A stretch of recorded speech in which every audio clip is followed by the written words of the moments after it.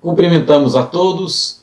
Vamos dar início a essa nossa quarta aula do curso de Teologia do Progresso Espiritual.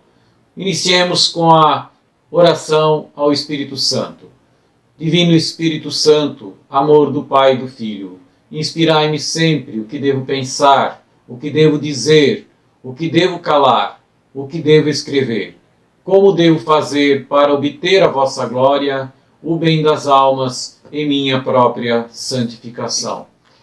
Bem, hoje daremos início ao assunto da natureza da vida cristã. Já tocamos brevemente nele nas aulas anteriores, hoje vamos nos aprofundar. Mas o que é de fato a vida cristã ou vida sobrenatural, também dita vida sobrenatural? Há pessoas que dizem que é a vida de Deus em nós ou a vida de Jesus em nós. Mas isso pode causar uma confusão panteísta, dizer que seremos como se fossem outros deuses, né? Mas não é assim. É uma participação finita, como veremos. Então podemos definir essa vida da graça, essa vida cristã ou vida sobrenatural como uma participação da vida divina conferida pelo Espírito Santo que habita em nós, em virtude dos méritos de Jesus Cristo. E essa vida que é um tesouro que devemos guardar, devemos cultivar e defender contra tudo que se opõe a ela. E Deus naturalmente exerce o papel principal e nós o secundário, como veremos. Como é uma habitação de Deus em nós, é óbvio, Deus e Jesus vivem em nós, moram em nós, habitam em nós. Né? Nossa vida é diferente da de Deus, mas tem uma semelhança. Semelhança essa plantada ou enxertada pelo batismo, né?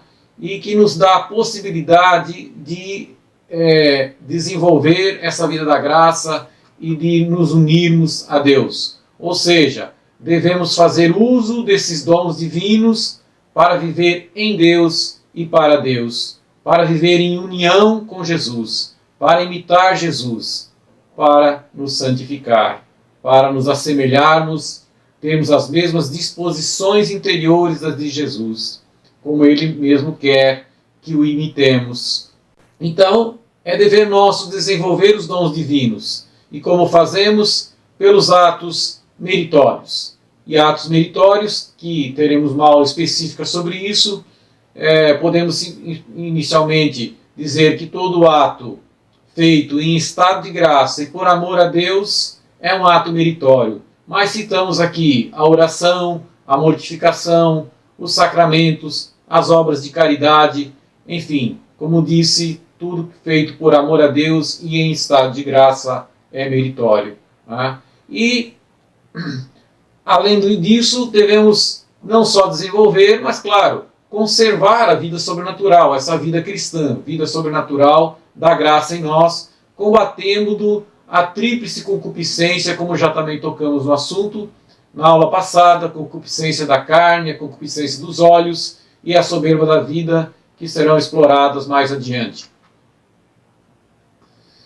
Então, a ação de Deus e da alma na vida cristã se desenvolve como que paralelamente, ou poderíamos dizer conjuntamente. Porque Deus nos dá a graça e nós colaboramos com a graça, praticamos atos meritórios e com isso Deus nos dá mais graça e praticamos novamente mais atos meritórios. Ou seja, há uma sequência, né? Um desenvolvimento conjunto ou paralelo da vida da graça. De Deus atuando em nós e de nós colaborando com a graça dada por Deus. Então, apenas para maior clareza, né, vamos tratar o assunto em duas partes. A função de Deus, que exerce em nós, e a função do homem na vida cristã. Apenas para fins didáticos, já sabendo que se trata de uma ação quase conjunta ou paralela. Né? Bom, Deus atua em nós, primeiro, por si mesmo, né? Vem habitar em nós e dotar-nos de um organismo espiritual, né? Como falaremos daqui a pouco. Mas também ele opera em nós por Jesus Cristo, pelo Verbo encarnado, né? Jesus Cristo, que é a causa meritória. Primeiro, fomos regenerados, fomos resgatados por Deus pelo mérito de Jesus Cristo. Mas ele também é a nossa causa exemplar. Ele é o nosso exemplo a ser imitado. Queremos saber o que Deus quer de nós, olhemos para Jesus Cristo. E ele também é a causa vital. É ele que nos conserva a vida em Deus, né? Se nos abandonamos de Cristo, perdemos a vida da graça. E Deus opera em nós também através de Nossa Senhora Santíssima Mãe de Deus, né? É uma atuação secundária, mas também é uma causa meritória e exemplar, embora secundária. E, além disso, também opera em nós através dos anjos e dos santos, né? Que se tornam imagens vivas de Deus aqui na Terra, intercessores e modelos nossos para serem imitados, como diz São Paulo, né? Sejam meus imitadores, assim como eu sou de Cristo, né? Então, em relação a essa habitação de Deus em nós, dessa atuação de Deus diretamente por si mesmo em nós, devemos ter em mente um princípio, né? Que a obra de Deus em nós é comum às três pessoas divinas, ou seja, é uma obra da Santíssima Trindade, né? Mas essa vida da graça é atribuída de forma especial ao Espírito Santo por ser uma obra de amor. Sabemos que o Espírito Santo é o amor do Pai e do Filho, a emanação de amor do Pai e do Filho, e essa emanação, que é o Espírito Santo, age em nós, e é ele que na verdade, produz as coisas em nós como o amor que age, né? Na realidade, trata-se da própria Santíssima Trindade. Então, a Santíssima Trindade ajuda na nossa santificação de dois modos. Primeiro, como eu disse, vem habitar em nossa alma a partir do batismo ou da nossa restauração através do sacramento da confissão, né? E infunde na nossa alma um organismo sobrenatural, que sobrenaturaliza, que começa a produzir, que torna capaz de produzir atos sobrenaturais, atos divinos. Ato sobrenatural ou também é ato meritório, ou seja, ato feito por amor a Deus em estado de graça, tá? E isso chamamos de ato sobrenatural. Não parece que seja, mas tá? É um ato sobrenatural. Feito em estado de graça por amor a Deus, é um ato sobrenatural. E o que permite isso é o organismo sobrenatural enxertado em nós pelo batismo, né? Que nos dá a graça santificante, as virtudes infusas e os dons do Espírito Santo. Então, é evidente que, como é uma participação da vida divina que recebemos, só Ele é capaz de nos dá-la, né? Só Ele tem o poder de infundir em nós essa divina. É um puro dom de Deus e não depende de qualquer esforço nosso, nem de qualquer obra nossa. Então, essa é a graça inicial, que se chama da conversão, da adesão a Jesus, da adesão a Deus, a Jesus Cristo, né?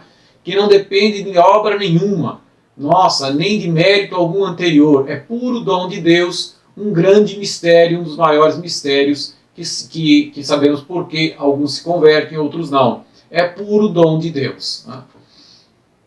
E Deus então vem habitar em nossa alma e dar-se inteiramente a nós, para que com isso possamos, primeiro, render a Ele as nossas homenagens, ou seja, prestar-lhe culto, né? A virtude infusa da religião, vamos tratar mais adiante, uma virtude muito importante, né? E, além disso, de prestar-lhe culto, podemos desfrutar da sua presença, né? Sentir a sua consolação, a sua paz, né? E também deixar-nos guiar por Ele, né? Com docilidade, né? Ou seja, nos abandonar a sua graça, a sua ação em nós, para que Ele nos santifique. Tudo isso vem dessa disposição de Deus de dar-se inteiramente a nós. Conforme Santo Tomás, é bom saber que Deus está naturalmente em todas as criaturas de três modos. Primeiro, por potência. Sempre falamos que Deus é onipotente, né? Porque todas as criaturas estão sujeitos ao seu império. Ele faz o que quer com quem quiser. Está em tudo sob o seu domínio, sobre o seu poder. Depois, por presença. Dizemos que Deus é onipresente, né? Porque Ele tudo vê, até os nossos pensamentos mais secretos. Né? Diz São Paulo, na carta de São Paulo aos Hebreus, capítulo 4, tudo é nu e descoberto aos olhos daquele a quem havemos de prestar conta. Então Deus é onipresente. E depois, Deus está presente também por essência. Né? Ele é ele que dá a própria vida das criaturas. Né? Porque é nele que temos a vida, o movimento e o ser, dizem Atos dos Apóstolos, capítulo 17, versículo 28. Né? E também no Salmo 103, versículo 9, vamos ler: se lhe retirais o sopro, expiram e voltam ao pó de onde saíram. Ou seja, sem o sopro divino, sem o ânimo divino, somos nada, voltamos a ser pó. Então essas três formas de Deus na alma, em todas as criaturas, por potência, por presença e por essência. Tá? Mas acontece que a presença sobrenatural de Deus em nós, homens, né, homens e mulheres, claro, a raça humana, né, está em nós pela graça, é de ordem muito superior a essas três presenças que acabamos de citar. Né? Muito superior e muito mais íntima. Né? Deus não está apenas em nós, mas Ele se dá a nós para que possamos fruir dele. Né? Então, não é atitude, por exemplo, como criatura, somos que como, diante das três presenças, somos que como servos de um Criador, né? Onde devemos servi-lo. Né? Agora não, Deus se torna íntimo, não apenas como uma criatura que serve, mas alguém que se torna íntimo de Deus e flui de Deus. Né? Deus se dá a nós como Pai, como amigo, como colaborador e como santificador. Vamos explorar essas quatro características desse dar-se de Deus, né? Como Pai, amigo, colaborador e santificador. Portanto, Deus é verdadeiramente o próprio princípio da vida interior, o próprio princípio da vida cristã, o próprio princípio da vida da graça, da vida sobrenatural. Deus se dá a nós, em primeiro lugar, então, como Pai. Tá? Carta de São Paulo aos Romanos, capítulo 8, versículo 15, vai dizer: porquanto não recebestes um espírito de escravidão para viverdes ainda no temor, mas recebestes o espírito de adoção, pelo qual clamamos: Abá, Pai. O Espírito mesmo dá testemunho ao nosso espírito de que somos filhos de Deus. Então aqui está muito claro que somos filhos de Deus. Essa filiação é uma filiação efetiva. Podemos comparar com uma adoção feita na sociedade civil, né? Para ver a diferença. Quando se adota uma criança, os pais passam a ter um direito legítimo do direito de paternidade e a criança se torna herdeira legítima, com os iguais direitos previstos perante a lei. No entanto, trata-se de uma adoção fictícia. Né? Ela não transforma a criança em filho genético dos pais. Né? Então é uma adoção formal, embora importante. Mas o que acontece com a adoção é que nós tornamos filhos de fato. É uma filiação efetiva e não apenas formal, apenas fictícia, como é do mundo civil a adoção de Deus por nós. Veja que na primeira carta de São João, capítulo 3, versículo 1, vai dizer: considerai com que amor Deus nos amou, né, para que sejamos chamados filhos de Deus. E nós o somos de fato. Então está dizendo, somos filhos de Deus, de fato. Né? Entramos na posse da natureza divina. Nos tornamos possuidor de natureza divina. Temos entrado na posse das maiores e mais preciosas promessas, a fim de tornar-nos, por esse meio, participantes da natureza divina. Então, isso é a primeira carta de São Pedro, capítulo 1, versículo 4. Tomamos posses das mais preciosas promessas, ou seja, de uma participação da natureza divina. Então, essa vida que Deus nos dá é uma realidade, uma vida nova, né? Não igual, mas semelhante a de Deus. Todo aquele que está em Cristo é uma nova criatura, de São Paulo aos Coríntios, capítulo 7. Então é uma vida que supõe, inclusive, uma nova geração, uma regeneração. Quando Nicodemos foi conversar com Jesus, Jesus disse que é preciso renascer de novo.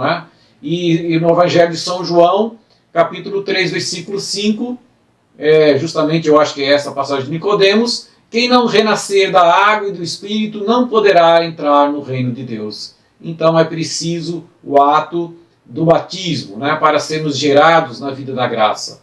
Ele nos salvou mediante o batismo da regeneração e renovação pelo Espírito Santo, diz carta de São Paulo a Tito, capítulo 3, versículo 5.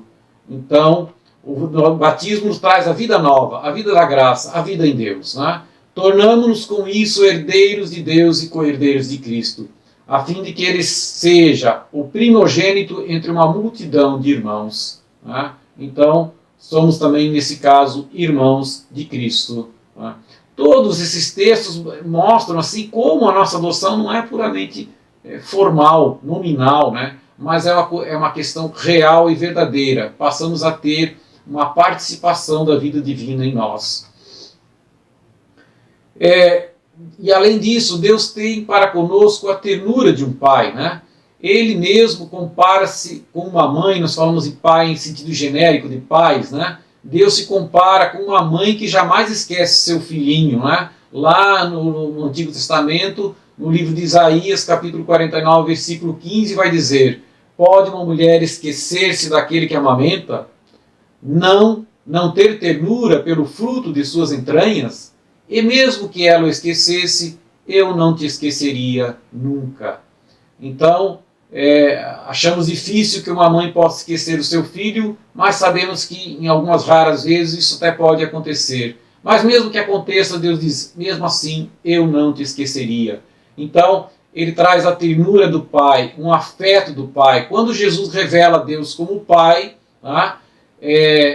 com ele como Pai, ele está trazendo essa relação afetiva, de alguém que pode se aconchegar em seus braços, de alguém que pode falar com ele, de alguém que é íntimo. Então é uma diferença muito grande do Antigo Testamento, onde Deus é um Deus imperioso, temível, distante, ao Deus de Jesus Cristo, ao Deus que Jesus veio completar a revelação. Um Deus terno, compassivo, que se aproxima de nós, que está próximo de nós, que conversa conosco. Esse amor é que faz ele se dar inteiramente por seus filhos adotivos, o amor de Deus. Vem habitar em nossos corações de forma permanente. Se alguém me ama, diz Jesus, guardará a minha palavra e meu Pai o amará. E nós viremos a ele e faremos nossa morada. Então Jesus diz que ele e o Pai vêm habitar em nosso coração, fazer em nós morada. Mas além de Deus dar-se a si mesmo como Pai, ele também se dá como amigo. A relação nossa com Deus não é uma relação de igualdade. Por isso que é muito bem retratado como pai e filho. Então, um filho pode ser amigo do seu pai e ter uma relação de afeto. Então vai haver um temor reverencial. O filho não tem medo do pai, ele respeita o pai, não quer ofender o pai, porque o ama. E é a mesma relação. Então Jesus veio trazer essa relação afetiva com Deus, não de igualdade, mas mais afetivo e de amizade também. Porque é apenas essa nossa relação, apenas uma certa semelhança, mas que é suficiente para estabelecer essa intimidade, como uma intimidade de um filho para com o pai. Então, Jesus vai dizer no Evangelho de São João, capítulo 15, versículo 15, já não vos chamo servos, porque o servo não sabe o que faz o seu senhor, mas chamei-vos amigos, pois vos dei a conhecer tudo quanto ouvi de meu Pai. Então Deus se revela aos seus filhos e também amigos, né? Então, essa amizade é um fato, não somente com os santos, mas em todas as almas que abrem o coração a Deus. São inúmeros casos nas vidas dos santos que a gente lê, onde há de fato uma relação muito íntima entre esses santos e Deus, e Jesus Cristo também. Então eles conversam quase que naturalmente. Temos até livros todos ditados por revelação divina, como o Diálogo de Santa Catarina de Sena, onde ela conversa com Deus. E Santa Catarina de Sena, que foi semi-analfabeta, ou completamente analfabeta, até podemos dizer, no entanto, em êxtase, Deus ditava a ela um livro que chama-se O Diálogo, que é uma preciosidade, que atravessou os séculos, ela é do século XIII, né? E ainda hoje é considerada doutora da Igreja, ou seja, uma mulher analfabeta, foi conselheira de Papa, né? E escreveu um livro que atravessou os séculos pela sua importância. Então é uma amizade de revelação dos segredos divinos, como esse exemplo e tantos outros que existem, né? Deus nos confia os seus segredos, então pelo próprio Espírito Santo, né? Como aconteceu no caso de Santa Catarina de Sena, porque lá em João 14, 26, vai dizer: o Espírito Santo ensinar-vos-á todas as coisas e vos recordará tudo o que vos tenho dito. Então existe uma ação direta do Espírito Santo sobre os filhos de Deus, né? E Deus também nos confia seus segredos através da igreja, né? A igreja que vem dar sustento, vem dar estabilidade a todas essas revelações, né? Mas, além de amigo, também Deus se dá a nós como um colaborador, né? Vem auxílio da nossa fraqueza, colaborando conosco pela graça atual. Ou seja, a graça atual é aquela que nos é dada dia a dia. Então, quando precisamos de força, quando precisamos de alguma iluminação, podemos nos olhar no Evangelho. Quem me segue não andará nas trevas. Então, Jesus diz: eu vou iluminar sua vida, né? Vinde a mim, todos vós que estáis aflitos sob o vosso fardo, e eu vos aliviarei. Ou seja, Deus vai nos dar um jugo suave, vai nos aliviar o seu fardo. Eu vou ler aqui um trecho do livro A Vida Interior, simplificada e reconduzida ao seu fundamento pela sua beleza, de Joseph Tissot, né, da Cultor de Livros. Já o mostrei na primeira aula, creio que foi na primeira aula, que é muito, muito interessante. É a essa aliança de cooperação, ou seja, Jesus como colaborador, que o Salvador me convida.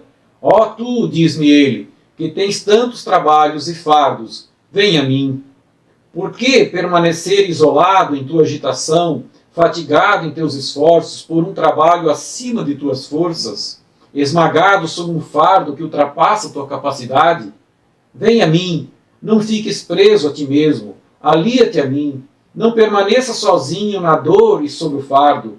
Deixa o jugo, ou melhor, as correntes do teu trabalho, aquelas que fabricas e impões a ti mesmo em tua presunção. Essas são pesadas, ferem-te, esmagam-te, porque as carregas sozinho e porque não são proporcionais às tuas forças e à tua vocação. Toma sobre ti o meu jugo, sim, o meu, aquele que eu mesmo preparei para ti, segundo a tua medida, proporcional às tuas forças e à tua missão.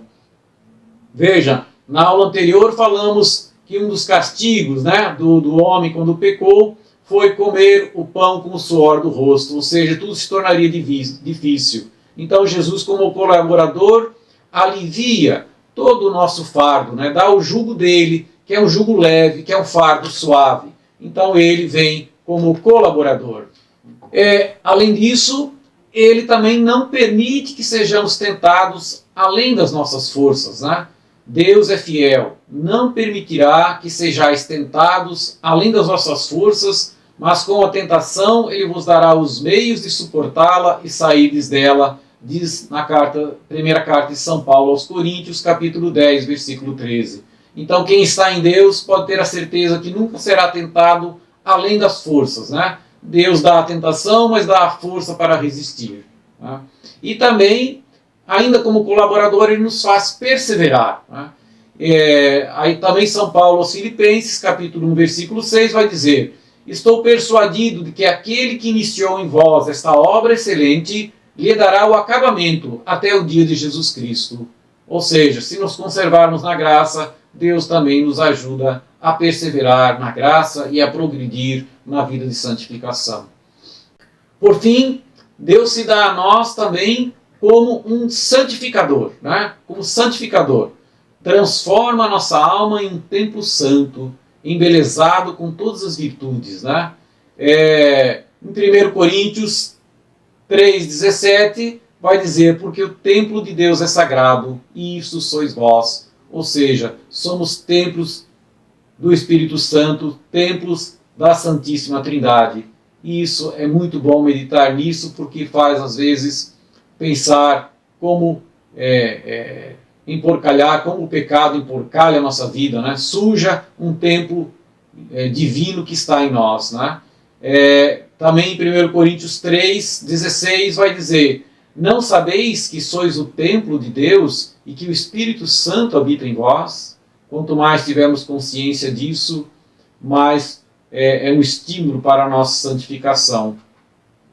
Então, essa adorável Trindade, a Santíssima Trindade, vive em nós e opera em nós, é princípio da nossa santificação, é a fonte da nossa vida interior. E dá-nos esse organismo espiritual que, como veremos já na próxima aula, deve se desenvolver em nós. É dado como um germe no batismo, pequenininho, né? Que deve crescer e se transformar numa árvore frondosa, como eu já falei lá na primeira aula, né? Essa é a adorável Trindade que produz isso em nós. Era o que tinha para hoje. Agradeço a atenção de todos. Seja louvado nosso Senhor Jesus Cristo e salve Maria, nossa mãe. Muito obrigado.